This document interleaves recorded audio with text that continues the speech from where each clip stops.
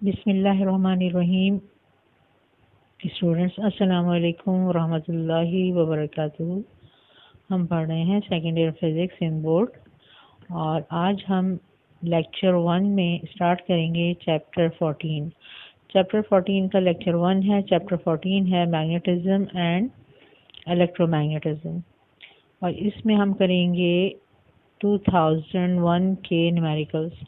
2001 में चैप्टर 14 के 2 न्यूमेरिकल्स आए हैं, लेकिन आज के लेक्चर में मैं आपको एक न्यूमेरिकल कराऊंगी और उससे पहले जो उसके न्यूमेरिकल से रिलेटेड बेसिक कॉन्सेप्ट्स हैं वो मैं आपको बताऊंगी, ताकि फिर उस तरह का कोई भी न्यूमेरिकल आए और उसमें कोई भी चीज़ पूछी जाए तो आप इजीली कर लें। तो बेसिक कॉन्सेप्ट्स और उसके बाद हम करेंगे एक न्यूमेरिकल, ठीक है, 2001 का। उसके बाद सेकंड जो न्यूमेरिकल है 2001 का वो है आपका इलेक्ट्रोमैग्नेटिक इंडक्शन का, यानी म्यूचुअल इंडक्टेंस। तो म्यूचुअल इंडक्टेंस के लिए फिर हम देखेंगे कि इलेक्ट्रोमैग्नेटिक इंडक्शन क्या होता है और म्यूचुअल इंडक्टेंस क्या होता है, और उसके बाद फिर हम उसका न्यूमेरिकल सॉल्व करेंगे। तो इंशाल्लाह नेक्स्ट लेक्चर में हम 2001 का सेकेंड न्यूमेरिकल सॉल्व करेंगे। तो इसमें देखें, सबसे पहले हम देखते हैं कि व्हाट इज़ मैग्नेटिक फील्ड। अब ये देखें कि आप मैट्रिक में पढ़ भी चुके हैं। इसमें होता क्या है कि अगर आपके पास इस तरह का एक मैग्नेट है तो आपको पता है कि मैग्नेट के 2 पोल होते हैं, एक नॉर्थ पोल होता है और दूसरा साउथ पोल होता है। तो मैग्नेट के किसी भी मैग्नेट के अराउंड, यानी कि इसके चारों तरफ जो स्पेस होती है या रीजन होता है, ठीक है, या जो जगह होती है, तो वो जगह, वो स्पेस, ठीक है, जो मैग्नेट के अराउंड होती है और उसमें मैग्नेट की फोर्स ऑफ अट्रैक्शन या फोर्स ऑफ रिपल्शन एक्ट करती है। यानी कि अगर आप कोई इसमें दूसरा मैग्नेट लेके आएंगे तो उसमें क्या होगा कि दूसरा मैग्नेट जो है, ठीक है, वहाँ पर अट्रैक्शन होगी उसको या रिपल्शन मिलेगी अकॉर्डिंग टू पोल, कि आप कौन सा पोल जो है, ठीक है, करीब लेके आ रहे हैं किस पोल के ये, ठीक है। या अब हम जो है मैग्नेटिक फील्ड को किस तरह से देख सकते हैं कि अगर आप कोई ऐसी चीज़ जो कि मैग्नेटिक मटेरियल होता है वो लेके आएंगे, जैसे कि लोहे की कील, ठीक है, तो वो क्या हो जाएगी, वहाँ पे आके चिपक जाएगी, यानी स्टिक हो जाएगी। तो इससे पता चल रहा है कि यहाँ पर मैग्नेट के आसपास क्या है, इसकी एक फोर्स है, उसकी वजह से ये क्या कर रहा है, ये चीज़ों को अट्रैक्ट कर रहा है ये। और आप कैसे देख सकते हैं कि अगर ये मैग्नेटिक कंपास होता है, ठीक है, मैग्नेटिक कंपास या कंपास नीडल, अगर हम इसको लेके आएंगे तो अगर मैग्नेटिक फील्ड प्रोड्यूस होगी, मौजूद होगी, तो वहाँ पर ये इसकी नीडल डिफ्लेक्ट करती है, यानी कि घूमती है, थोड़ी सी हरकत करती है। तो इससे पता चल जाता है कि यहाँ पर मैग्नेटिक फील्ड प्रेजेंट है। तो जहाँ पर मैग्नेटिक फील्ड होगी, ठीक है, वहाँ पर ये मूव करेगी, और जहाँ मैग्नेटिक फील्ड ख़त्म हो जाएगी, यानी अगर मैग्नेट से आप बहुत दूर ले जाएंगे तो वहाँ पर पे इसकी मूवमेंट नहीं होगी। तो आपने जब इसकी मैट्रिक में इसको ड्रॉ किया था, इसकी मैग्नेटिक फील्ड को, तो आपने देखा था किस तरह से, आपने देखा था आप जो है मैग्नेटिक कंपास रखते हैं और फिर जहाँ पर ये, ठीक है, ये पॉइंट आउट करते हैं, वहाँ पे एक आप डॉट लगा देते हैं, ठीक है, पॉइंट लगा देते हैं, फिर आप उस पॉइंट पर मैग्नेटिक कंपास रखते हैं, फिर जहाँ पर ये, ठीक है, पॉइंट आउट करता है वहाँ पे आप डॉट लगा देते हैं। इस तरह से जब आप सारे डॉट्स को ज्वाइन करते हैं तो एक शेप बन जाती है मैग्नेटिक फील्ड की। तो इस तरह से होती है, जैसे मैंने बनाई है एक बार मैग्नेट की मैग्नेटिक फील्ड, इस तरह से होती है। तो मैग्नेटिक फील्ड जब हम ड्रॉ कर लेते हैं, फिर हमें एरो लगाने होते हैं कि मैग्नेटिक फील्ड जो है उसकी डायरेक्शन क्या है। तो हमें पता है कि मैग्नेटिक फील्ड की डायरेक्शन क्या होती है, from north pole to south pole, ठीक है। इसलिए हमने एरो भी कैसे लगाए हैं, नॉर्थ से निकल रहे हैं और साउथ में एंटर हो रहे हैं, ठीक है। यहाँ से भी देखें, नॉर्थ से निकल रहे हैं और साउथ में क्या हो रहा है, एंटर हो रहा है, ठीक है। ये मैंने सारी लाइंस नहीं बनाई हैं, ठीक है, यहाँ पर भी, ठीक है, लाइन होती हैं, ठीक है, यहाँ पे भी लाइन होंगी और यहाँ पे भी, ठीक है, यहाँ पे भी और लाइंस होती हैं, ठीक है। तो आपको मैंने इस तरह से एक फील्ड शो कर दी कि मैग्नेटिक फील्ड इस तरह होती है। और इसमें प्रॉपर्टी क्या है, ठीक है, मैग्नेटिक फील्ड की लाइंस में, कि ये एक दूसरे को इंटरसेक्ट नहीं करती, ठीक है, यानी ये नहीं होगा कि मैग्नेटिक फील्ड की लाइन, ठीक है, एक दूसरे को इस तरह से इंटरसेक्ट, यानी एक दूसरे के ऊपर आ जाए, ये कट करे, इस तरह से नहीं होता है। तो ये मैग्नेटिक फील्ड की, मैग्नेटिक लाइंस ऑफ फोर्स की प्रॉपर्टी है।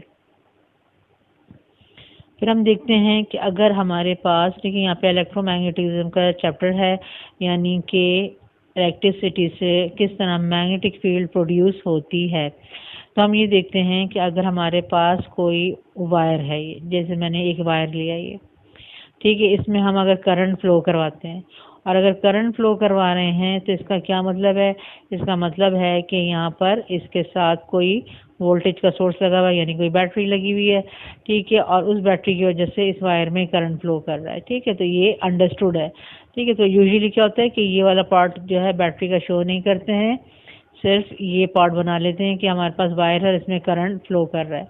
तो ये हमारे पास जो है करंट फ्लो कर रहा है, और क्योंकि करंट की डायरेक्शन हमने अपवर्ड ली है, यानी फ्रॉम बॉटम टू टॉप, इस तरह से जा रहा है, इसका मतलब है कि ये positive terminal of the battery इधर होगा और नेगेटिव इधर होगा, क्योंकि करंट फ्लो करता है from positive terminal of the battery to negative terminal of the battery. तो ये करंट फ्लो कर रहा है इस वायर में, ठीक है। अब जिस वायर में करंट फ्लो करता है, ठीक है, वो एसी हो या डीसी हो, उसके अराउंड एक मैग्नेटिक फील्ड प्रोड्यूस हो जाती है, ठीक है। ये बाय एक्सपेरिमेंट साइंटिस्ट ने, ठीक है, ऑब्जर्व किया और ये देखा कि मैग्नेटिक फील्ड एक प्रोड्यूस होती है। अब वो कैसी होती है, ये एक्सपेरिमेंट से देखा।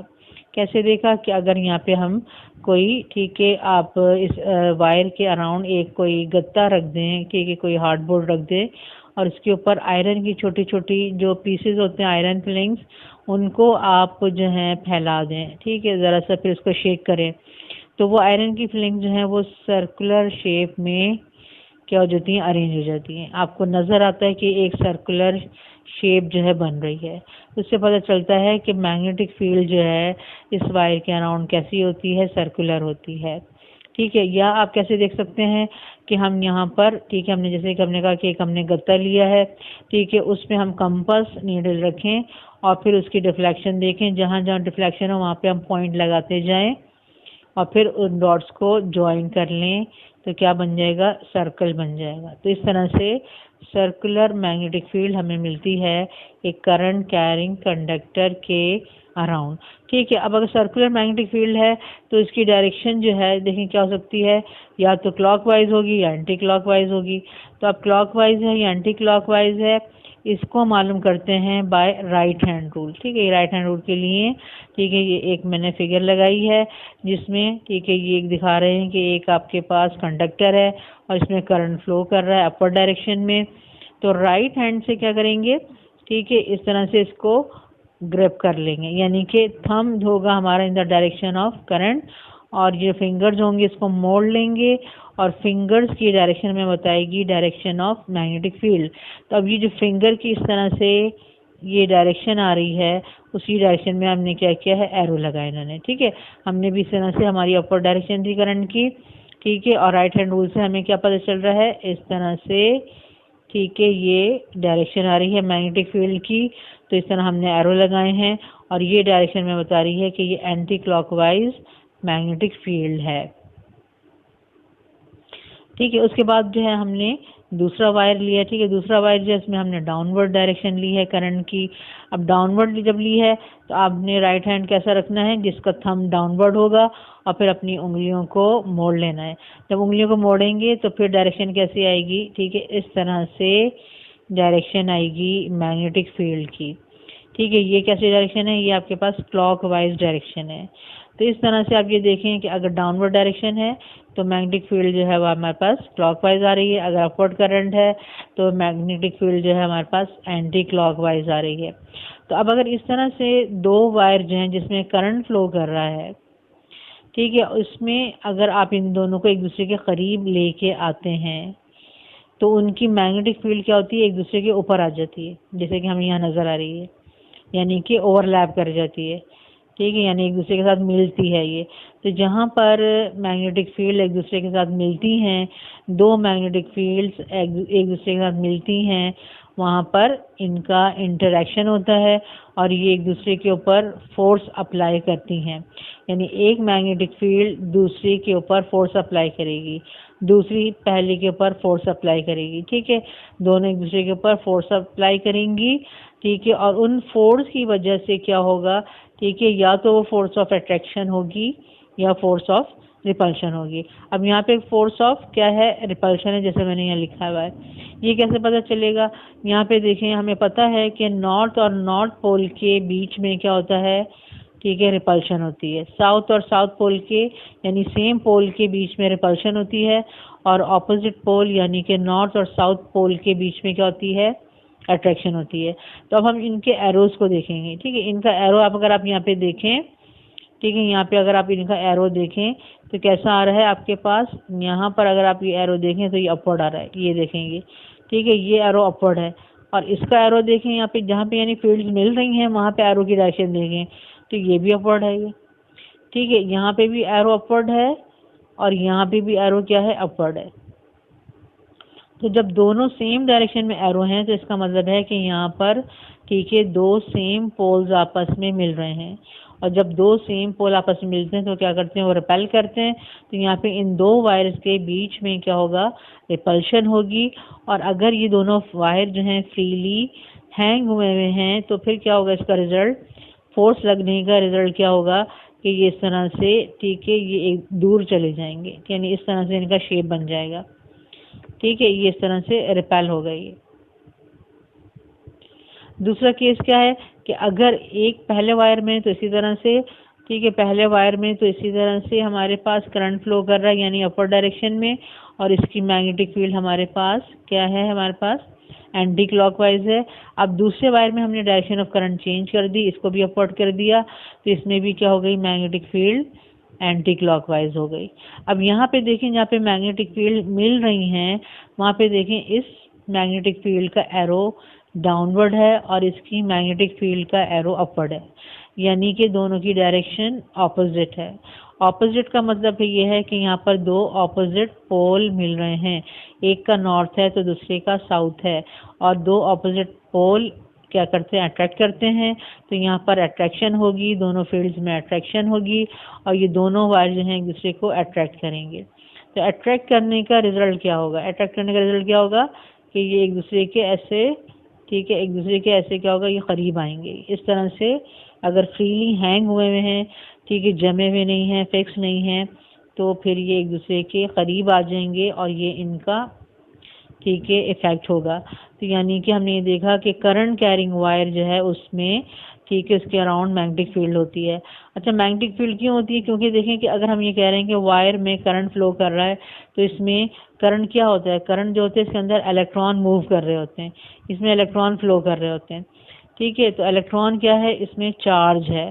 तो जब चार्ज मूव करता है तो उसके अराउंड एक मैग्नेटिक फील्ड प्रोड्यूस होती है, ठीक है। ये साइंटिस्ट ने, ठीक है, डिस्कवर किया और बताया ये कि जब भी कोई चार्ज, चाहे वो पॉजिटिव हो या नेगेटिव हो, वो मूव करता है तो उसके अराउंड मैग्नेटिक फील्ड प्रोड्यूस हो जाती है। इसी वजह से ये करंट कैरिंग कंडक्टर में, करंट कैरिंग वायर में, ठीक है, इसके अराउंड मैग्नेटिक फील्ड प्रोड्यूस हो रही है। अगर हम क्या करेंगे, इस बैटरी को ऑफ कर देंगे, ठीक है, करंट अगर नहीं होगा इस वायर में, करंट अगर ज़ीरो हो जाएगा तो मैग्नेटिक फील्ड भी यहाँ पर नहीं होगी, ठीक है। मैग्नेटिक फील्ड किसकी वजह से है, इस करंट की वजह से मैग्नेटिक फील्ड है, ठीक है। और फिर जितना ज़्यादा करंट होगा उतनी ही ज़्यादा स्ट्रॉन्ग मैग्नेटिक फील्ड प्रोड्यूस होगी, ठीक है। करंट कम होगा तो मैग्नेटिक फील्ड कम होगी, और करंट ज़्यादा होगा तो मैग्नेटिक फील्ड ज़्यादा होगी। और ये जो मैग्नेटिक फील्ड प्रोड्यूस हो रही है, ठीक है, ये सिर्फ एक पॉइंट पे नहीं है बल्कि वायर के, ठीक है, हर पॉइंट पर, ठीक है, इस तरह से, ठीक है, सब जगह मैग्नेटिक फील्ड प्रोड्यूस हो रही है। पूरे वायर में जहाँ करंट फ्लो कर रहा है वहाँ पर मैग्नेटिक फील्ड प्रोड्यूस हो रही है। और ये मैग्नेटिक फील्ड, ठीक है, इसको किस सिंबल से हम रिप्रेजेंट करते हैं, इसका होता है सिंबल बी। मैग्नेटिक फील्ड की जो इंटेंसिटी होती है, मैग्नेटिक फील्ड की जो स्ट्रेंथ होती है, ठीक है, उसके लिए हम सिंबल यूज करते हैं बी। तो अगर यहाँ पे जो मैग्नेटिक फील्ड प्रोड्यूस हो रही है उसकी हमें इंटेंसिटी मालूम करनी है कि कितनी मैग्नेटिक फील्ड प्रोड्यूस हो रही है, तो उसका फॉर्मूला होता है हमारे पास, ठीक है, B is equal to mu naught I upon 2πr। ठीक है, अब ये देखें ये क्या है, ये बी तो मैग्नेटिक फील्ड की स्ट्रेंथ है, आई क्या है, इस वायर में से जो करंट फ्लो कर रहा है ये आई है। ठीक है, आर क्या चीज़ है, पाई तो पाई है, ठीक है, वही 3.142। आर क्या चीज़ है, आर इज रेडियस।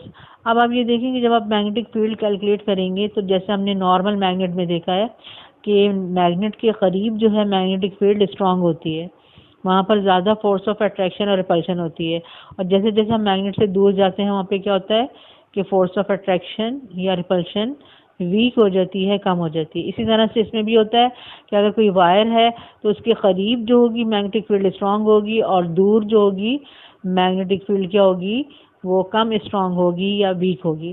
तो अगर हमें जहाँ पे भी मैग्नेटिक फील्ड मालूम करना है, सपोज मुझे इस पॉइंट पर मैग्नेटिक फील्ड मालूम करना है, तो यहाँ पर ये जो सर्कल बन रहा है, ठीक है, इसका जो रेडियस होगा, ठीक है, यहाँ से यानी वायर से लेके, ठीक है, यहाँ तक सर्कल की किसी पॉइंट तक का डिस्टेंस, ठीक है, ये हमारे पास क्या है, ये हमारे पास रेडियस है इसका।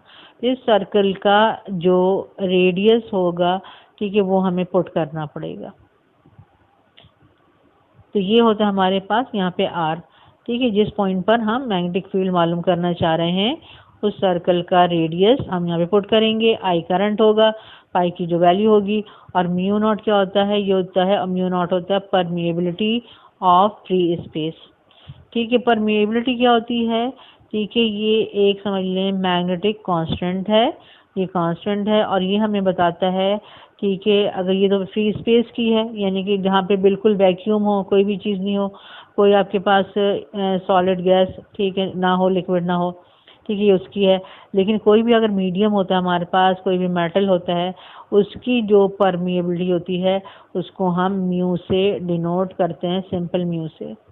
तो अब ये, ठीक है, म्यू हमें क्या बताता है, ये परमिएबिलिटी हमें क्या बताती है कि जो जिस चीज़ की परमिएबिलिटी हम बता रहे हैं, ठीक है, वो हमें बताती है कि वो मटेरियल जो है उसके अंदर से कितनी magnetic lines of force pass होने की सलाहियत है, उस मटेरियल में से कितनी magnetic lines of force pass होने की, ठीक है, एबिलिटी है, ये हमें बताती है परमिएबिलिटी। ठीक है, या हम ये कह सकते हैं कि अगर किसी मैग्नेटिक फील्ड में हमने कोई मटेरियल रख रखा है तो उसके अंदर कितना मैग्नेटाइज होने की सलाहियत है, कितना मैग्नेटाइज हो सकता है, ठीक है, वो चीज़ हमें बताती है ये म्यू। ठीक है, तो अगर आपके पास एयर या फ्री स्पेस के अलावा किसी मटेरियल का, ठीक है, हम ले रहे हैं परमिएबिलिटी, तो उसको सिंपली म्यू से डिनोट करते हैं, और अगर एयर का या फ्री स्पेस का यानी वैक्यूम का अगर ले रहे हैं तो फिर होती है वो परमिएबिलिटी ऑफ फ्री स्पेस, इसको हम डिनोट करते हैं म्यू नॉट से। इसकी वैल्यू होती है 4 पाई एक्सपोनेंट -7 हेनरी पर मीटर।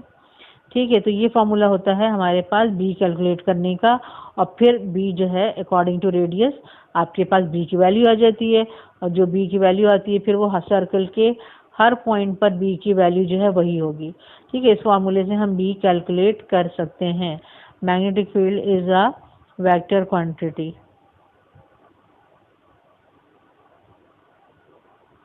उसके बाद हम देखते हैं फोर्स ऑन, ठीक है, मूविंग चार्ज। ठीक है, अगर कोई चार्ज मूव कर रहा है मैग्नेटिक फील्ड में तो उस पर कितनी फोर्स अप्लाई होगी। तो हमने यहाँ पर जो है मैग्नेट लिया है, और मैग्नेट के दो पोल्स हैं, ये नॉर्थ पोल है और ये साउथ पोल है, और इसके मैंने जो ये पोल्स लिए हैं ये कैसे हैं, इसकी शेप कैसी है, ये फ्लैट है। ठीक है, बिल्कुल मैंने सीधा बनाया है, ये बिल्कुल फ्लैट शेप है, और अगर जब फ्लैट शेप होती है तो मैग्नेट की जो लाइंस होती हैं, ठीक है, मैग्नेटिक लाइंस ऑफ फोर्स जो होती हैं वो किस तरह से बनती हैं, इस तरह से पैरेलल लाइंस की फॉर्म में आती हैं। इसको हम कहते हैं यूनिफॉर्म मैग्नेटिक फील्ड है। ठीक है, डायरेक्शन हमने क्या रखनी होती है, नॉर्थ से साउथ की तरफ, फ्रॉम नॉर्थ टू साउथ, इसलिए हमने एरो कहाँ पे लगाने हैं, यहाँ लगाने, शो कर रहे हैं फ्रॉम नॉर्थ टू साउथ है। ठीक है, तो ये हमने एक यूनिफॉर्म मैग्नेटिक फील्ड, ठीक है, हमने बनाई। और ये जो एक हमारे पास क्या है, हम इसे कहते हैं कि परमानेंट मैग्नेट है और इसकी ये मैग्नेटिक फील्ड है। तो ये जो परमानेंट मैग्नेट की मैग्नेटिक फील्ड है, इसको हम शो कर रहे हैं, इसकी जो समझ लें कि स्ट्रेंथ है, इसको हम बी से रिप्रेजेंट करते हैं। ठीक है, यानी बी किसकी मैग्नेटिक फील्ड बता रही है, इस मैग्नेटिक फील्ड की, ठीक है, मैग्नेटिक फील्ड इंटेंसिटी या मैग्नेटिक फील्ड स्ट्रेंथ बता रही है। अब हमने यहाँ पे एक चार्ज कंसिडर किया है, पॉजिटिव चार्ज है और इसका चार्ज की जो वैल्यू है वो Q है। ठीक है, और ये चार्ज मूव कर रहा है, ठीक है, इन दिस डायरेक्शन। ठीक है, इसका मतलब है कि यहाँ पर वेलोसिटी की डायरेक्शन भी क्या होगी, ये होगी। तो ये मैंने v लिखा है, यानी वेलोसिटी। तो चार्ज की वेलोसिटी इस डायरेक्शन में है और ये मैग्नेटिक फील्ड जो है ये इस डायरेक्शन में है। ठीक है, और ये एंगल है थीटा। थीटा एंगल होता है बिटवीन वेलोसिटी और बी। ठीक है, कौन सा बी, जो परमानेंट मैग्नेट की मैग्नेटिक फील्ड है। ठीक है, ये बी। ठीक है, इस बी में और इसकी वेलोसिटी के दरमियान जो एंगल होता है वो होता है थीटा।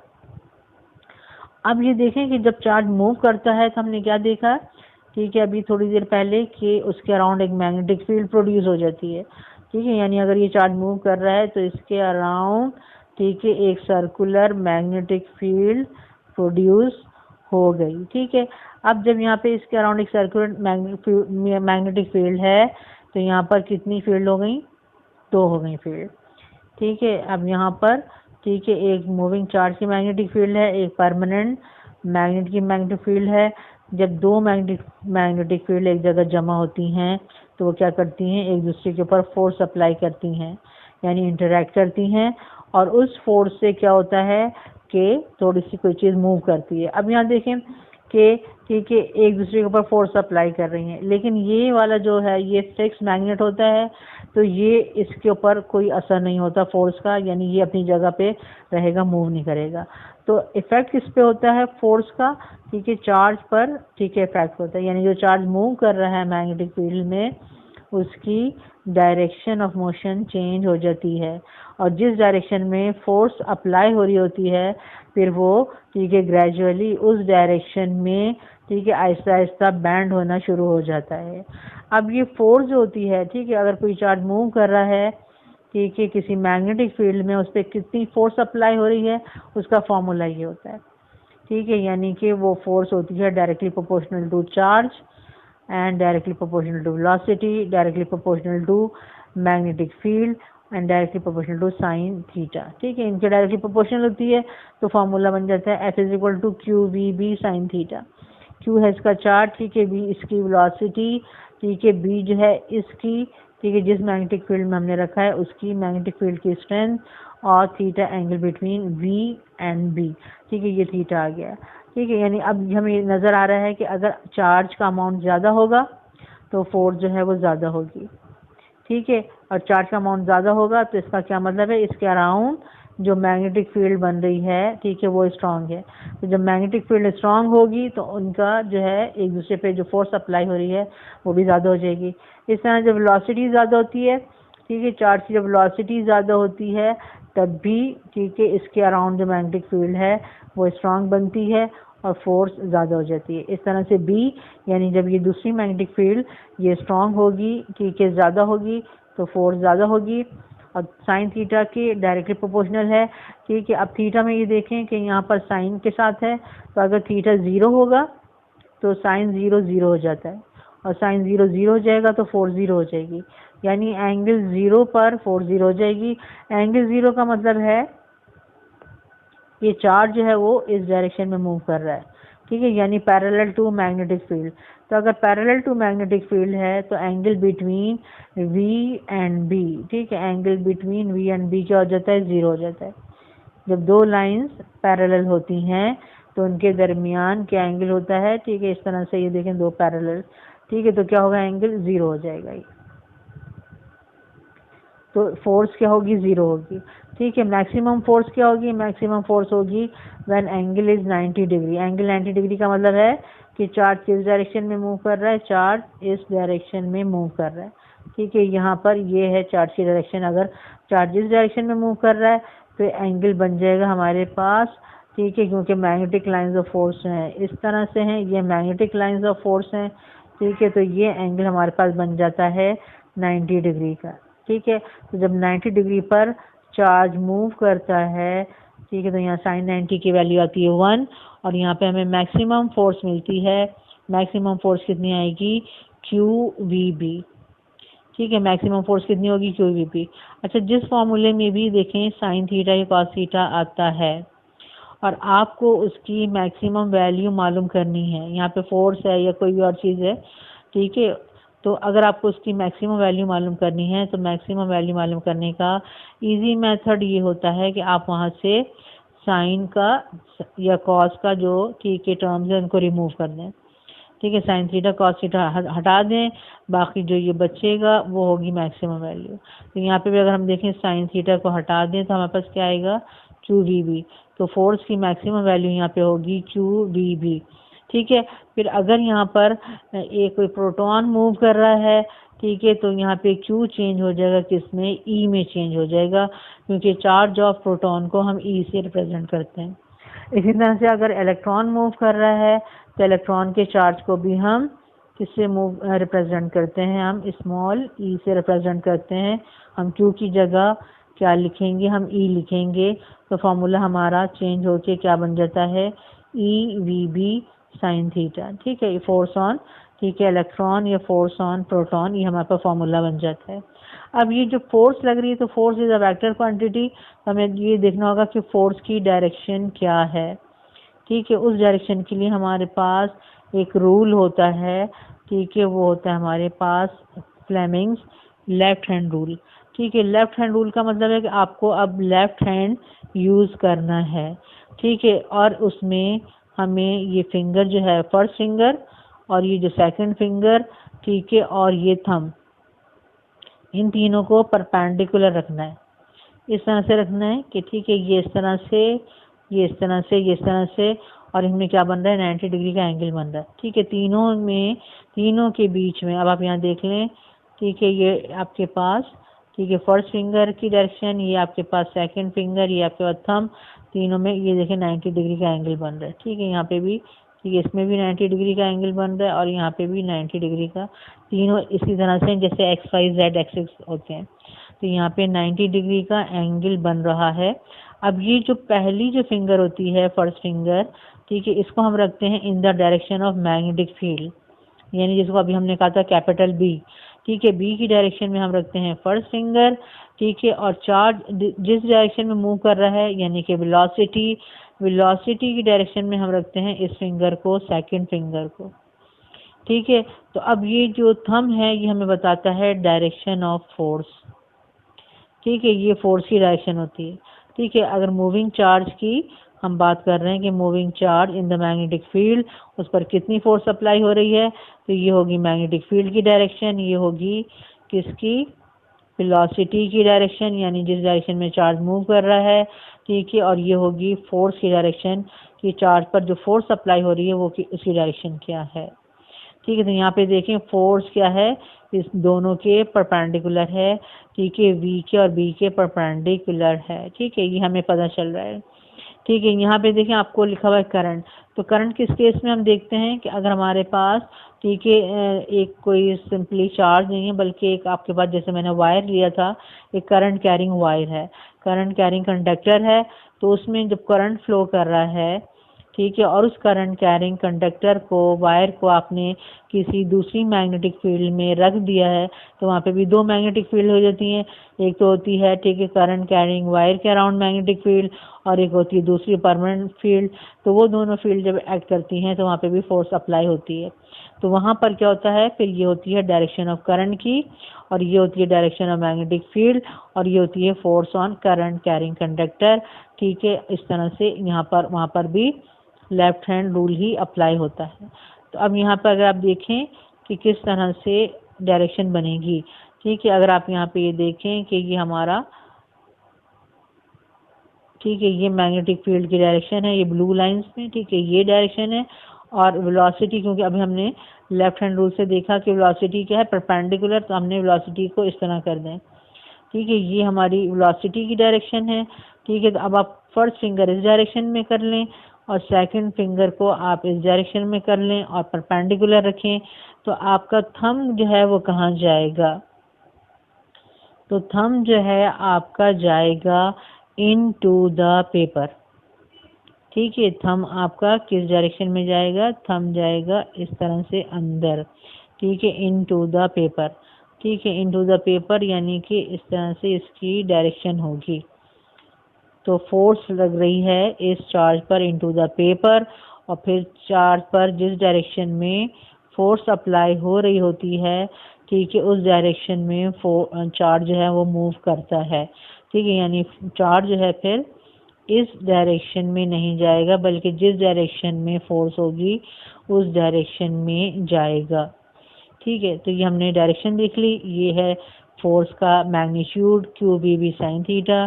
ठीक है, और अगर इलेक्ट्रॉन होगा, ठीक है, तो हो जाएगा EVB sin थीटा। अब हम ये देखें कि यहाँ पर जो है मैग्नेटिक फील्ड। ठीक है, आगे हम जो न्यूमेरिकल करने जा रहे हैं वो है J.J. थॉमसन एक्सपेरिमेंट का। उसके लिए हमें कुछ और देखना पड़ेगा, J.J. थॉमसन एक्सपेरिमेंट को भी थोड़ा देखना पड़ेगा।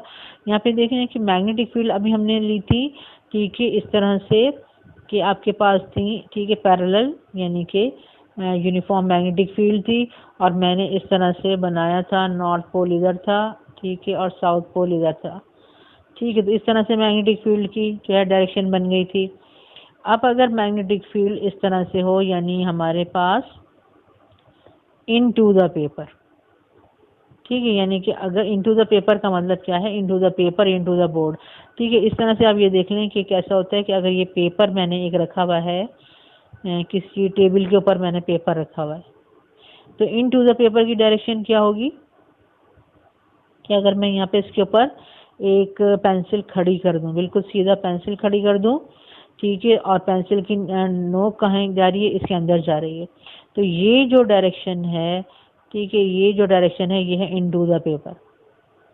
ठीक है, तो अगर आप किसी भी सरफेस के ऊपर, ठीक है, अगर आप डायरेक्शन देखना चाह रहे हैं कि इनटू द पेपर या इनटू द बोर्ड क्या डायरेक्शन है, या out of the paper, out of the board क्या डायरेक्शन है, तो सरफेस के ऊपर, ठीक है, कोई पेन या पेंसिल इस तरह से खड़ा करके देख लें कि क्या डायरेक्शन है। ठीक है, वही डायरेक्शन हमें बताएगी, ठीक है, हमें कि क्या डायरेक्शन है इनटू द पेपर। तो इनटू द पेपर का मतलब है कि ये इस तरह से पेपर के अंदर जाएगी। ठीक है, और आउट ऑफ द पेपर का मतलब है कि इस तरह से, ठीक है, बाहर की तरफ, ठीक है, आएगी। ये है आउट ऑफ द पेपर। तो कहीं पे भी हम इसको रख के देख सकते हैं। तो अब ये जो मैग्नेटिक फील्ड जो इनटू द पेपर होती है, उसको हम रिप्रेजेंट करते हैं इससे क्रॉस से, यानी जो मैंने सारे क्रॉस क्रॉस बनाए हुए हैं ये रिप्रेजेंट कर रहे हैं किसी मैग्नेटिक फील्ड को। ठीक है, वो magnetic field into the paper है, और ये मैग्नेटिक फील्ड क्या है, एक परमानेंट मैग्नेट की मैग्नेटिक फील्ड है। ठीक है, अब इस मैग्नेटिक फील्ड में अगर एक पॉजिटिव चार्ज आता है और उसकी डायरेक्शन ऑफ मोशन ये है, ठीक है, यानी उसकी वेलोसिटी इस डायरेक्शन में, ये भी लिखा मैंने, ठीक है, इस डायरेक्शन में आ रहा है, तो अब क्या है, देखें ये दोनों परपेंडिकुलर हो गए। ठीक है, वेलोसिटी, ठीक है, और ये जो मैग्नेटिक फील्ड है ये परपेंडिकुलर होगा क्योंकि magnetic field into the paper है। ठीक है, और ये जो है हमारे पास वेलोसिटी की डायरेक्शन है, तो ये परपेंडिकुलर हो जाएंगे। ठीक है, यानी एक तरह से क्या है, मैग्नेटिक फील्ड जो है इस तरह से जा रही है, ये मैग्नेटिक फील्ड है और इनके दरमियान ये 90 डिग्री का एंगल बन गया। तो इस तरह से ये क्या होंगे, परपेंडिकुलर होंगे ये। तो इस तरह से अगर कोई charge, positive charge magnetic field में एंटर होता है और वो हमें इसको कह रहे हैं कि परपेंडिकुलरली एंटर होता है, तो अब उस पर जो फोर्स अप्लाई होगी, ठीक है, वो किस डायरेक्शन में होगी। अब हम इसको क्या देखेंगे, लेफ्ट हैंड रूल से। ये लेफ्ट हैंड है। ठीक है, हमने कहा था कि जो फर्स्ट फिंगर है, ठीक है, उसको किस डायरेक्शन में रखना है, in the direction of magnetic field. ये जो फर्स्ट फिंगर है इसको आपने रखा in the direction of magnetic field. ठीक है, यानी ये जो है होगा बी की डायरेक्शन में होगा। ठीक है, सेकंड फिंगर जो है ये इसको रखेंगे इन द डायरेक्शन ऑफ, ठीक है, मोशन ऑफ चार्ज, यानी in the direction of velocity. ठीक है। सेकंड फिंगर हो गई in the direction of velocity, in the direction of velocity, in the direction of velocity, ठीक है। और ये फर्स्ट फिंगर हो गई इन द डायरेक्शन ऑफ, ठीक है, ये मैग्नेटिक फील्ड, ठीक है, ये परपेंडिकुलर है। अब थंब कहाँ जा रहा है हमारा, अपवर्ड जा रहा है। तो इसका मतलब है कि फोर्स जो अप्लाई होगी, ठीक है, वो अपवर्ड होगी, ठीक है। जैसे ही ये चार्ज मैग्नेटिक फील्ड में एंटर होगा, उस पर फोर्स अप्लाई होगी और उस फोर्स की डायरेक्शन क्या होगी, उस फोर्स की डायरेक्शन ये होगी अपवर्ड, ठीक है। इस तरह से फोर्स अप्लाई होगी। अब क्या होता है कि जिस डायरेक्शन में फोर्स अप्लाई होती है, तो ये नहीं होता कि चार्ज फौरन उस डायरेक्शन में मूव करना शुरू हो जाए, ऐसा नहीं होता। ऐसा नहीं होगा कि आपने इस डायरेक्शन में, ठीक है, चार्ज को एंटर किया है, इस डायरेक्शन में आपने चार्ज को एंटर किया है, ठीक है, और जैसे ही फोर्स अप्लाई हो चार्ज इधर इस डायरेक्शन में मूव कर जाए, ठीक है, ऐसा नहीं होता, बल्कि ग्रेजुअली डायरेक्शन चेंज होती है। तो यहाँ पर क्या होगा, जब मैग्नेटिक फील्ड में एंटर होगा, तो जिस डायरेक्शन में, यानी कि अपवर्ड, जिस डायरेक्शन में फोर्स अप्लाई हो रही है, आहिस्ता आहिस्ता चार्ज उस डायरेक्शन में जाएगा और एक कर्व पाथ बनता है ये, ठीक है। यानी कर्व पाथ में चार्ज मूव करता है इन द मैग्नेटिक फील्ड। तो ये चार्ज मूव कर रहा है, ठीक है, और इसकी डायरेक्शन, ठीक है, इसके बजाय क्या हो गई, ऐसी हो गई, यानी कर्व पाथ में मूव कर रहा है, ठीक है। अब यहाँ पे देखें कि जो फोर्स अप्लाई हो रही है वो इस वेलोसिटी के क्या है, परपेंडिकुलर है। तो जब भी फोर्स अप्लाई होती है वेलोसिटी के परपेंडिकुलर, तो वो फोर्स क्या करती है, वो वेलोसिटी की ओनली डायरेक्शन चेंज करती है, वेलोसिटी का मैग्नीट्यूड चेंज नहीं करती। यानी कि सपोज अगर ये चार्ज, ठीक है, यहाँ पे एंटर हुआ है और इसकी वेलोसिटी है 20 मीटर पर सेकेंड, ठीक है। चार्ज की वैसे वेलोसिटी बहुत हाई होती है, ठीक है, एक्सपोनेंट 6 या 7 में, लेकिन फॉर एग्जांपल अगर हम ले लें कि यहाँ पर चार्ज की वेलोसिटी है 20 मीटर पर सेकेंड, तो जब ये चार्ज इस तरह से मूव करेगा by the influence of force, तो इसकी वेलोसिटी का मैग्नीट्यूड चेंज नहीं होगा, यानी वो 20 मीटर पर सेकेंड ही रहेगी, सिर्फ डायरेक्शन चेंज होगी, और उस डायरेक्शन चेंज होने की वजह से ये एक कर्व पाथ में मूव करेगा। तो ये हो गई वेलोसिटी की, ठीक है, ये हो गई हमारे पास फोर्स की डायरेक्शन, ठीक है। तो यहाँ पर एक कर्व पाथ बना है, ठीक है, और अगर इसी कर्व पाथ को हम, ठीक है, आगे बढ़ाएं तो पूरा एक सर्कल फॉर्म हो जाता है। तो हम ये कहते हैं कि जब कोई चार्ज मैग्नेटिक फील्ड के अंदर मूव करता है तो उसका जो पाथ होता है वो कैसा होता है, सर्कुलर पाथ, ठीक है, चाहे पूरा सर्कल बने या ना बने, ठीक है। एक थोड़ा सा पार्ट ऑफ द सर्कल बने, एक कर्व बने, लेकिन जब आप इस कर्व को कंप्लीट करेंगे, ठीक है, तो क्या बन जाएगा, एक पूरा सर्कल बन जाएगा। तो एक सर्कुलर पाथ में चार्ज मूव करता है ये, ठीक है। अब अगर दूसरी फील्ड है, यानी कि आउट ऑफ द पेपर है, तो उसको हम डिनोट करते हैं इस तरह से, डॉट, और डॉट के अराउंड क्या होता है, सर्कल, ठीक है। ये रिप्रेजेंट कर रहा है आउट ऑफ द पेपर, ठीक है, आउट ऑफ द बोर्ड। अगर आउट ऑफ द बोर्ड जो है मैग्नेटिक फील्ड है और वही पॉजिटिव चार्ज, ठीक है, एंटर हो रहा है मैग्नेटिक फील्ड में और इसी तरह से एंटर हो रहा है, यानी कि perpendicular to the magnetic field, यानी वेलोसिटी डायरेक्शन ये है। तो अब क्या होगा, क्योंकि मैग्नेटिक फील्ड की डायरेक्शन ऑपोजिट हो गई, पहले इनटू द पेपर थी, अब आउट ऑफ द पेपर हो गई, तो चार्ज जो है उस पर जो फोर्स लग रही है उसकी डायरेक्शन भी ऑपोजिट हो जाएगी, ठीक है। यानी क्या हो जाएगी, फोर्स की डायरेक्शन डाउनवर्ड हो जाएगी, ठीक है, और उस डाउनवर्ड फोर्स की वजह से चार्ज जो है वो ग्रेजुअली, ठीक है, डाउनवर्ड नीचे की तरफ आएगा और होगा उसका वही कर्व पाथ होगा, ठीक है। यानी कर्व पाथ में ये हम कहते हैं कि सर्कुलर पाथ में मूव करें, यानी सर इसको अगर आप कंप्लीट करें तो एक सर्कल बन जाएगा। तो चार्ज जब मैग्नेटिक फील्ड में एंटर हुआ तो इस तरह से हमारे पास, ठीक है, एक कर्व पाथ बनता है। तो यहाँ पे हम ये देख रहे हैं कि जब भी, ठीक है, चार्ज मैग्नेटिक फील्ड में एंटर होता है, एक उसकी सर्कुलर मोशन स्टार्ट हो जाती है, और जब भी कोई बॉडी सर्कल में मूव करती है तो वहाँ पर क्या होता है, सेंट्रीपिटल फोर्स, ठीक है, एग्जिस्ट करती है, सेंट्रीपिटल फोर्स अप्लाई हो रही होती है, ठीक है। और वो सेंट्रीपिटल फोर्स किसके इक्वल होती है, ठीक है, वो सेंट्रीपिटल फोर्स, ठीक है, mv² अपॉन r के इक्वल होती है, अब यहाँ पे मैंने क्या किया है, आप यहाँ देख लें कि मैंने पहले आपको जो बताया है एक पॉजिटिव चार्ज लेके बताया है, क्योंकि जो फ्लेमिंग का लेफ्ट हैंड रूल है वो हमें डायरेक्शन बताता है, फोर्स की डायरेक्शन जो हमें बताता है वो बताता है अकॉर्डिंग टू पॉजिटिव चार्ज। ठीक है, अकॉर्डिंग टू पॉजिटिव चार्ज हमें फ्लेमिंग के लेफ्ट हैंड रूल से डायरेक्शन पता चलती है। अब अगर हमारे पास पॉजिटिव चार्ज नहीं है, इलेक्ट्रॉन है, नेगेटिव चार्ज है, तो क्या होगा, फिर हम फ्लेमिंग का लेफ्ट हैंड रूल नहीं यूज करेंगे। ठीक है, बल्कि हम क्या करेंगे, हम फ्लेमिंग के रूल से देखेंगे कि अगर पॉजिटिव चार्ज होता तो उसकी क्या डायरेक्शन होती फोर्स की। ठीक है, ये होती।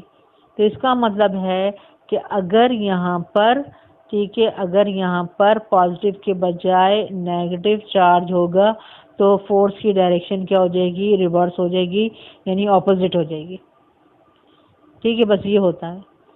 ठीक है, हमने क्या किया, फ्लेमिंग्स के लेफ्ट हैंड रूल से पॉजिटिव चार्ज की डायरेक्शन मालूम कर ली, और जब हमें पॉजिटिव चार्ज की डायरेक्शन मालूम हो गई तो हम उसके ऑपोजिट, ठीक है, नेगेटिव चार्ज की फोर्स की डायरेक्शन मालूम कर सकते हैं कि अगर यहाँ पे नेगेटिव चार्ज होगा तो फोर्स डाउनवर्ड आएगी, और अगर फोर्स डाउनवर्ड है तो फिर नेगेटिव चार्ज इस तरह से नीचे जाएगा। ठीक है, इसका मतलब है कि अगर पॉजिटिव चार्ज जो है ऊपर जा रहा है तो नेगेटिव चार्ज नीचे जाएगा। ठीक है, इसीलिए मैंने देखे यहाँ पर, ठीक है, ये फील्ड जो है magnetic field into the paper है। ठीक है, और यहाँ पे इलेक्ट्रॉन जो है या नेगेटिव चार्ज इस मैग्नेटिक फील्ड में एंटर हो रहा है। उसी तरह से perpendicular to the magnetic field, तो अब उस पर फोर्स जो अप्लाई हो रही है वो डाउनवर्ड अप्लाई हो रही है।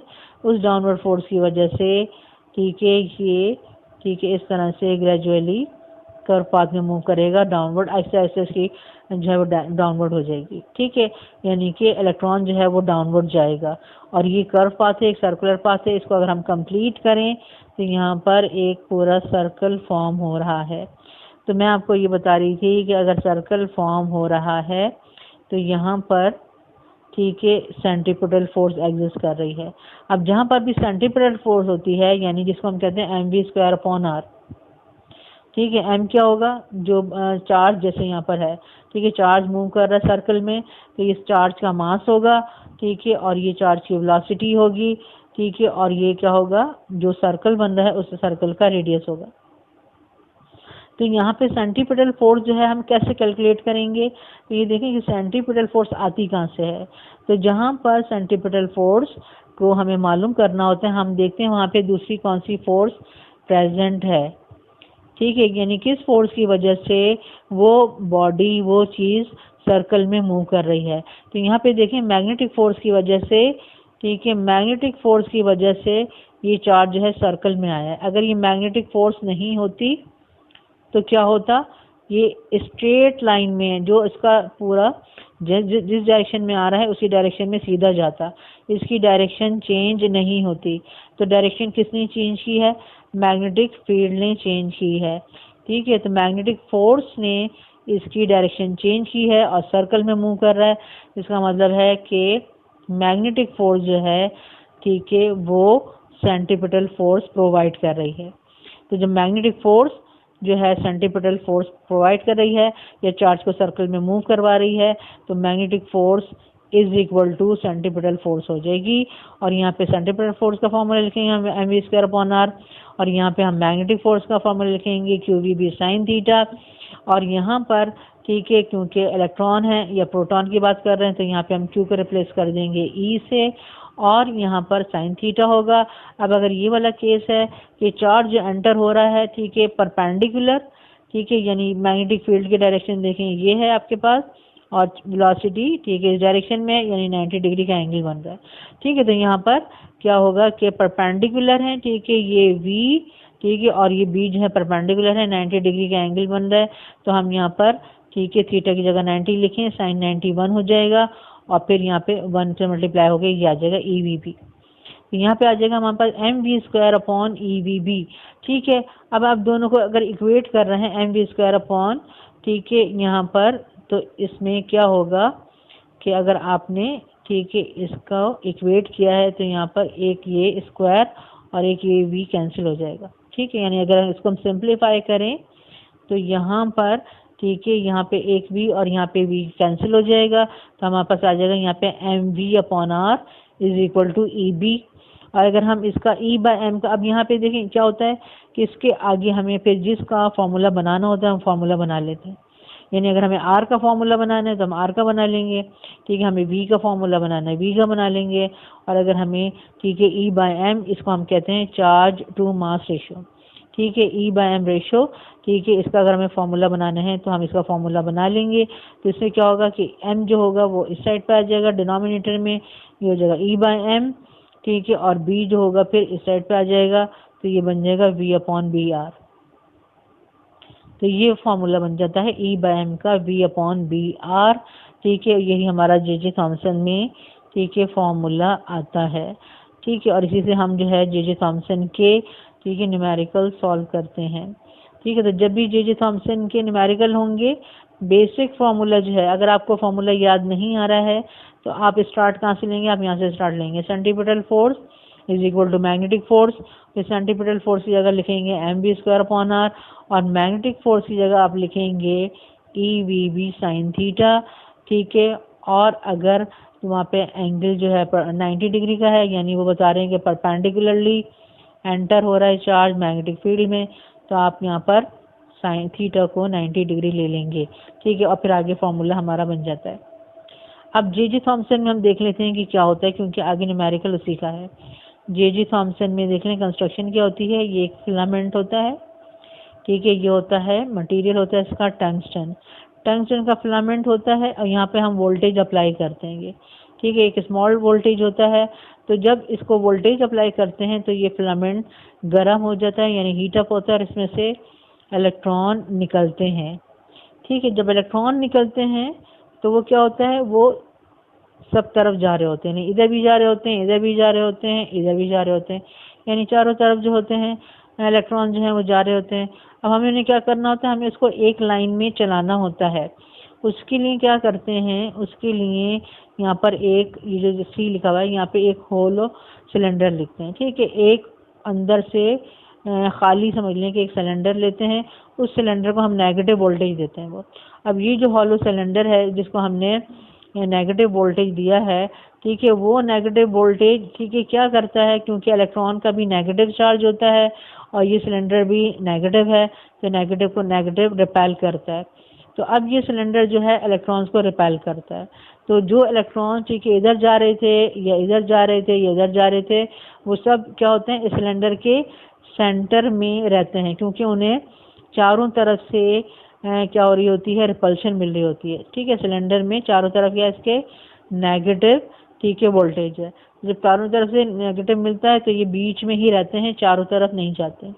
अब जब बीच में रहते हैं तो एक लाइन बन जाती है, यानी इसको हम कहते हैं इलेक्ट्रॉन की बीम। तो ये इलेक्ट्रॉन की बीम की फॉर्म में ट्रैवल करते हैं। तो इनिशियली जब इलेक्ट्रॉन इमिट आउट होते हैं तो उनकी वेलोसिटी ज़्यादा नहीं होती है, जिसको हम कंसिडर भी नहीं करते हैं, जिसको हम इग्नोर कर रहे होते हैं, ठीक है। अब उसके आगे क्या होता है, यहाँ पे दो डिस्क होती हैं, ठीक है, एक ये होती है और दूसरी क्या होती है, ये होती है। इनको हम देते हैं पॉजिटिव वोल्टेज, और ये होता है हाई वोल्टेज, ठीक है। इसको हम कैपिटल V से रिप्रेजेंट करते हैं, ये पॉजिटिव होता है, ठीक है, 1000 वोल्ट या इससे भी काफ़ी ज़्यादा हो सकता है, ठीक है। तो जब ये हाई वोल्टेज पॉजिटिव अप्लाई करते हैं तो उसका क्या इफेक्ट होता है, हमें पता है कि पॉजिटिव नेगेटिव को अट्रैक्ट करता है। तो अब इलेक्ट्रॉन जब यहाँ से निकले तो ये एक बीम की फॉर्म तो आ गई, ठीक है, एक लाइन में आ गए, लेकिन अब आगे कैसे मूव करेंगे, इनकी वेलोसिटी तो कम है। अब इनकी वेलोसिटी बढ़ाने के लिए ये पॉजिटिव वोल्टेज देते हैं, तो ये पॉजिटिव वोल्टेज इन नेगेटिव इलेक्ट्रॉन को अपनी तरफ अट्रैक्ट करता है, और उस अट्रैक्शन की वजह से ये जो इलेक्ट्रॉन्स हैं उनकी वेलोसिटी इंक्रीज हो जाती है, उनकी काइनेटिक एनर्जी इंक्रीज हो जाती है। तो जब वेलोसिटी इंक्रीज होती है, ठीक है, यानी वेलोसिटी चेंज होती है, और हम कहते हैं कि एक्सेलरेशन प्रोड्यूस हो गया, यानी चार्ज क्या हो रहे हैं, ठीक है, एक्सेलरेट हो रहा है, ठीक है। तो चार्ज को यानी इलेक्ट्रॉन्स को एक्सेलरेट करने के लिए ये वोल्टेज दिया जाता है जो कि पॉजिटिव वोल्टेज होता है। तो जब भी हमें न्यूमेरिकल में दिया जाएगा कि इलेक्ट्रॉन या प्रोटॉन, ठीक है, is accelerated by this voltage, उस वोल्टेज को हम कैपिटल V से डिनोट करेंगे और वो वोल्टेज ये होगा। ठीक है। अब यहाँ पे इलेक्ट्रॉन, ठीक है, जे थॉमसन में क्योंकि इलेक्ट्रॉन का एक्सपेरिमेंट था, इलेक्ट्रॉन की बात करेंगे। यहाँ से इलेक्ट्रॉन की बीम निकल रही है, ठीक है, और यहाँ पर, ठीक है, एक लाइन की फॉर्म में आ रही है और यहाँ पे अब ये एक्सेलरेट हो गए हैं। इनकी काइनेटिक एनर्जी जो है इंक्रीज हो गई, वेलोसिटी इंक्रीज हो गई है। अब यहाँ से ये मूव कर रहे हैं, ठीक है। इसके अंदर डिस्क में क्या है, होल है। इन होल में से, ठीक है, ये बीम ट्रैवल करेगी, आगे आएगी। यहाँ पे क्या होता है, अब देखिए क्रॉस क्रॉस बना हुआ है। क्रॉस क्रॉस क्या है, ये मैग्नेटिक फील्ड है और डायरेक्शन क्या है इसकी, इनटू द पेपर, ठीक है। अब इनटू द पेपर है, इसका मतलब है कि अब ये जो इलेक्ट्रॉन आ रहे हैं ये इस डायरेक्शन में आ रहे हैं। इलेक्ट्रॉन की वेलोसिटी इस डायरेक्शन में है, ठीक है। इलेक्ट्रॉन की वेलोसिटी जो है, ठीक है, इस डायरेक्शन में, ठीक है, ये वेलोसिटी की डायरेक्शन है और वो इनटू द पेपर है। तो ये हो गया परपेंडिकुलर, यानी इलेक्ट्रॉन जो हैं perpendicular to the magnetic field, ठीक है, एंटर हो रहे हैं। तो अब फोर्स जो है किस डायरेक्शन में आएगी, ठीक है, फोर्स भी परपेंडिकुलर होती है। और हमने देखा था अभी प्रीवियसली कि पॉजिटिव चार्ज होता तो कहाँ जाता, ठीक है, ऊपर की तरफ जाता, और नेगेटिव चार्ज है तो कहाँ जाएगा, वो नीचे जाएगा, इलेक्ट्रॉन नीचे जाएगा। तो इलेक्ट्रॉन जो है, ठीक है, फिर वो डिफ्लेक्ट करेगा और वो नीचे आएगा। और यहाँ पे एंड में जो ये चीज़ होती है, ये होती है, ठीक है, फ्लोरेसेंट स्क्रीन। यानी जब इलेक्ट्रॉन की बीम यहाँ पे स्ट्राइक करती है तो यहाँ पर एक ब्राइट स्पॉट प्रोड्यूस होता है और उस पर हमें ब्राइटनेस से, ठीक है, एक ब्राइट डॉट से हमें पता चल जाता है कि यहाँ पर इलेक्ट्रॉन की बीम ने, ठीक है, स्ट्राइक किया, यहाँ से आके टकराई है, ठीक है। अगर ये मैग्नेटिक फील्ड नहीं होगी, अगर ये मैग्नेटिक फील्ड नहीं होगी तो फिर इलेक्ट्रॉन कहाँ जाएगा, इलेक्ट्रॉन की बीम सीधी जाएगी और इस पॉइंट पर, ठीक है, स्ट्राइक करेगी, ठीक है। ये पॉइंट होता है ओ, ठीक है। यानी कि अगर इलेक्ट्रॉन की बीम सीधी आ रही है, स्ट्रेट आ रही है, जिसको हम कहते हैं कि अनडिफ्लेक्टेड है, तो ये अनडिफ्लेक्टेड बीम जिस पॉइंट पर स्ट्राइक करती है वो पॉइंट ओ होता है। और ठीक है, और मैग्नेटिक फील्ड अप्लाई करने के बाद, ठीक है, इलेक्ट्रॉन की बीम जहाँ पे स्ट्राइक करती है उस पॉइंट को हम कहते हैं ओ डैश, ठीक है। अब ये जो डिस्टेंस होता है between O and O dash, इसको मैंने रिप्रेजेंट किया है इस वर्टिकल लाइन से। ये डिस्टेंस जो होता है between O and O dash, इसको हम रिप्रेजेंट करते हैं स्मॉल ए से, ठीक है।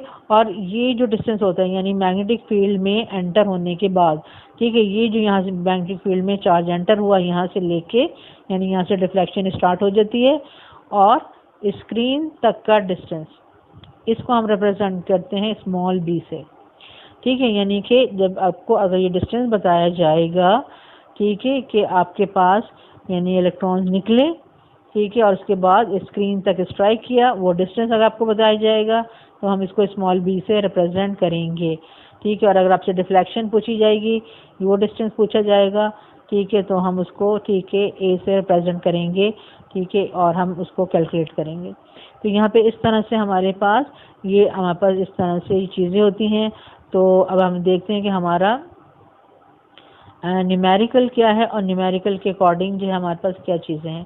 अब यहाँ पे देखें कि जब ये डिफ्लेक्ट हो रहा है, ये बीम डिफ्लेक्ट हो रही है, तो ये जो एक कर्व पाथ बन रहा है, ठीक है, और ये सर्कुलर पाथ बन रहा है।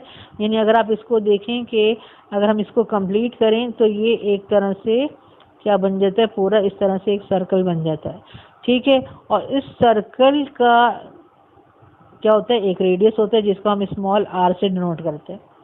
यानी अभी जो हमारे पास फॉर्मूला आया था ई बाय एम का, e by m is equal to v upon B r. तो आर जो है वो किसका रेडियस होता है, आर इस सर्कल का, ठीक है, रेडियस होता है जिस सर्कुलर पाथ में, ठीक है, चार्ज मूव करता है या सर्कुलर पाथ में चार्ज डिफ्लेक्ट करता है, ठीक है। ये आर इस सर्कल का रेडियस है, ठीक है। अब देख लेते हैं कि आर का फॉर्मूला क्या होता है और, ठीक है, ये जो वेलोसिटी इसने गेन की है, ठीक है, इसका वेलोसिटी का या काइनेटिक एनर्जी का फॉर्मूला क्या होता है। तो अब ये देखिए आर का फॉर्मूला तो हमारे पास ये होता है बी स्क्वायर अपॉन 2a। यानी अगर हमें बी मालूम होगा और ए मालूम होगा तो हम आर कैलकुलेट कर सकते हैं इस फॉर्मूले से भी, ठीक है, बी स्क्वायर अपॉन 2a। अब यहाँ पे देखें वेलोसिटी का फॉर्मूला जो है, ठीक है, वेलोसिटी हमें न्यूमेरिकल में कैलकुलेट करनी होती है, तो वेलोसिटी का फॉर्मूला हम यहाँ से निकालते हैं, ठीक है। अब यहाँ पे देखें कि जब भी कोई चार्ज, ठीक है, वो पॉजिटिव हो नेगेटिव हो। ठीक है, जब भी कोई चार्ज एक्सेलरेट करवाया जाता है किसी वोल्टेज से, ठीक है, तो उसके अंदर जो काइनेटिक एनर्जी आती है, ठीक है, वो काइनेटिक एनर्जी इक्वल होती है VE के। ठीक है, जब भी कोई चार्ज, ठीक है, एक्सेलरेट करवाया जाता है या उसकी वेलोसिटी इंक्रीज करवाई जाती है किससे, वोल्टेज से, हाई वोल्टेज से, तो चार्जेस के अंदर जो काइनेटिक एनर्जी आती है, उन चार्जेस की जो काइनेटिक एनर्जी होती है वो कितनी होती है, वो होती है VE। ठीक है, और यहाँ पर हम चार्जेस की जो इनिशियल काइनेटिक एनर्जी होती है उसको इग्नोर कर रहे होते हैं। जब इलेक्ट्रॉन निकलते हैं फ्रॉम द फिलामेंट, उस वक्त जो इनकी एनर्जी होती है उसको हमने इग्नोर कर दिया। यानी जितनी भी अब एनर्जी है चार्जेस के पास, इलेक्ट्रॉन के पास, वो क्या है, वो है VE। तो ये हो जाती है, ठीक है, kinetic energy of electron is equal to VE। V है वो हाई वोल्टेज जो हमने अप्लाई किया है, ठीक है, इलेक्ट्रॉन के लिए पॉजिटिव अप्लाई करेंगे, और ये है चार्ज ऑफ इलेक्ट्रॉन। ठीक है, अब काइनेटिक एनर्जी का फॉर्मूला होता है हाफ mv²। ठीक है, तो हो जाएगा half mv² is equal to VE। और हमें यहाँ पे ये स्मॉल v जो है ये वेलोसिटी के लिए है, और ये कैपिटल V जो है वोल्टेज के लिए है। तो जब ये फॉर्मूला लिखें तो आप बहुत एहतियात करें और इसको आप स्मॉल लेटर बनाएं, इसको आप कैपिटल लेटर बनाएं, ताकि डिफ्रेंशिएट कर लें कि ये वोल्टेज है और ये वेलोसिटी है। अब वेलोसिटी का फॉर्मूला बनाएं, 2 जो है यहाँ पे मल्टीप्लाई हो जाएगा 2VE, और m जो है यहाँ पे आ जाएगा, ये हो जाएगा 2VE/m। और स्क्वायर रिमूव करने के लिए फिर आप क्या करेंगे, आप दोनों साइड का, ठीक है, स्क्वायर रूट, यहाँ पे बन जाएगा formula V² is equal to 2VE/m। उसके बाद आपने क्या करना है, आपने दोनों साइड का स्क्वायर रूट लेना है। तो स्क्वायर रूट और स्क्वायर कैंसिल हो जाएंगे, यहाँ पे V आएगा और यहाँ पे आ जाएगा √2VE/m। तो ये हमारा फार्मूला होता है न्यूमेरिकल्स में वेलोसिटी ऑफ इलेक्ट्रॉन या वेलोसिटी ऑफ प्रोटॉन कैलकुलेट करने का। ठीक है, जो भी चार्ज होता है, ठीक है, आप उसका यहाँ पे चार्ज की वैल्यू लिख दें और नीचे मास की वैल्यू लिख दें और यहाँ पे वोल्टेज लिख दें, और आप इसको कैलकुलेट कर लें, वहाँ पे चार्ज की वेलोसिटी आ जाएगी। ठीक है, यहाँ से कैलकुलेट करेंगे और फिर अगर वेलोसिटी आ जाएगी तो रेडियस हम उस फार्मूले से भी, ठीक है, E/m के फार्मूले से कैलकुलेट कर सकते हैं। अब देखिए ये 2001 का न्यूमेरिकल है। An electron is accelerated by the potential difference of 1000 volt. यानी एक इलेक्ट्रॉन है, ठीक है, उसकी इनिशियल एनर्जी वेलोसिटी नहीं है, ठीक है, उसको पोटेंशियल डिफरेंस यानी एक हाई वोल्टेज से उसकी वेलोसिटी इंक्रीज की गई है, उसको एक्सेलरेट किया गया है, उसकी काइनेटिक एनर्जी इंक्रीज की गई है। तो ऐसे केस में क्या होता है, अभी हमने देखा कि काइनेटिक एनर्जी किसके इक्वल होती है, VE के इक्वल होती है। उसके बाद एक्सेलरेट होने के बाद, ठीक है, it then enters into a uniform magnetic field. Magnetic field में एंटर होता है at of induction B 2.5 weber per metre square. ठीक है, मैग्नेटिक फील्ड ऑफ इंडक्शन। अब ये देखें जो B होता है, जिसको हमने कहा था कि ये है स्ट्रेंथ ऑफ मैग्नेटिक फील्ड या मैग्नेटिक फील्ड इंटेंसिटी, इसका ये एक और नाम भी होता है मैग्नेटिक फील्ड ऑफ इंडक्शन।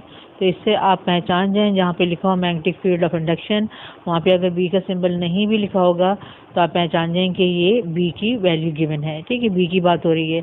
उसके अलावा देखें कि B का जो यूनिट होता है, एक होता है वेबर पर मीटर स्क्वायर, ठीक है, सेकंड होता है टेस्ला, और हमारे पास थर्ड होता है न्यूटन पर एम्पियर मीटर। तो प्रॉब्लम में न्यूटन पर एम्पियर मीटर नहीं लिखा होता है, ठीक है, वो हम यूज़ नहीं कर सकते हैं, वो कभी MCQs में आपसे पूछ सकते हैं। तो प्रॉब्लम में कौन सा यूनिट लिखा होगा, वेबर पर मीटर स्क्वायर या टेस्ला। ठीक है, और दोनों इक्वल हैं और ये स्टैंडर्ड यूनिट है, यानी 1 weber per metre square is equal to 1 tesla. तो या तो टेस्ला लिखा होगा या कैपिटल T लिखा होगा, ठीक है, या वेबर पर मीटर स्क्वायर लिखा होगा। इससे हम पहचान जाएंगे ये क्या है, B है। At an angle of 45 degree. अब ये देखें इलेक्ट्रॉन जो एंटर हो रहा है मैग्नेटिक फील्ड में, ठीक है, ये 90 डिग्री पर या परपेंडिकुलर एंटर नहीं हो रहा है, बल्कि 45 डिग्री से एंटर हो रहा है ये। यानी हमारा जो फॉर्मूला होगा उसमें थीटा आएगा with the direction of field.